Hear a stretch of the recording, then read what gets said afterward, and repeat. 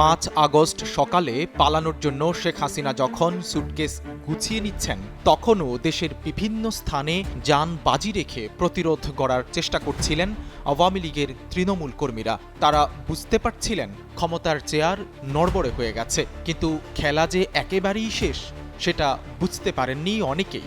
এরপর টেলিভিশনে যখন পালানোর দৃশ্য সম্প্রচার করা হচ্ছিল, তখন মাঠে থাকা কর্মীদের মাথায় আকাশ ভেঙে পড়ে। আল জাজিরার বিশেষ প্রতিবেদনে উঠে এসেছে ছাত্রলীগের হতাশ এক কর্মীর এমনই বক্তব্য। 5 আগস্ট দুপুরে ছাত্রলীগের স্থানীয় ওই সিনিয়র নেতা খুলনার রাজপথে কর্মীদের নিয়ে অবস্থান করছিলেন। ঠিক ওই সময় টেলিভিশনে হেলিকপ্টার যোগে শেখ হাসিনার পালানোর দৃশ্য দেখানো শুরু হয়। নাম প্রকাশ না করার শর্তে ছাত্রলীগের ওই নেতা জানান, সঙ্গে সঙ্গে আমি স্থানীয় এমপিকে ফোন করলাম, কিন্তু ফোন বন্ধ। ঠিক ওই মুহূর্তে আমার মনে হলো আমাদের সঙ্গে ভয়ঙ্কর প্রতারণা করা হয়েছে।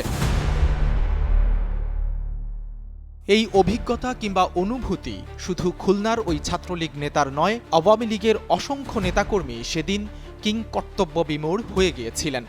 কোনো দিক নির্দেশনা ছাড়াই সিনিয়র নেতাদের হঠাৎ গায়েব হয়ে যাওয়ার ঘটনায় তারা রীতিমতো বাকরুদ্ধ হয়ে পড়েন। তখন বাধ্য হয়ে পালানোর পাশাপাশি অনেকেই আর কোনোদিন রাজনীতিতে না জড়ানোর সিদ্ধান্ত নিয়ে ফেলেন।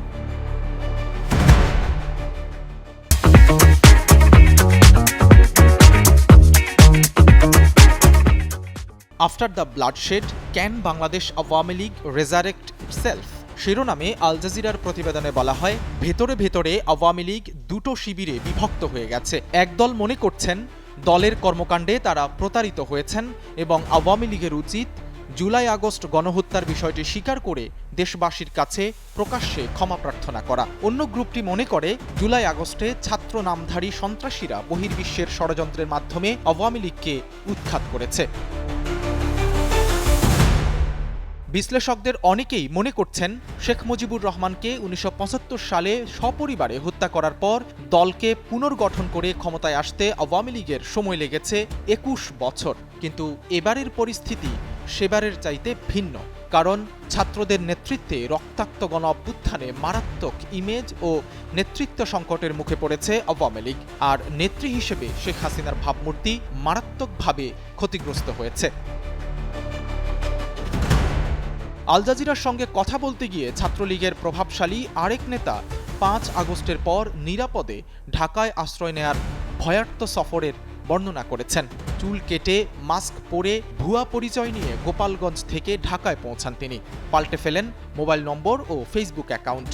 এখন বেঁচে থাকার জন্য ঢাকায় ছোট্ট একটা ব্যবসা করছেন। সারাক্ষণ আতঙ্কের মধ্যে থাকা এই নেতা আল জাজিরাকে বলেছেন, দল আমাদেরকে পরিত্যাগ করেছে, তাই আর কখনো রাজনীতিতে ফিরব না। সাইদ রহমান, কালের কণ্ঠ।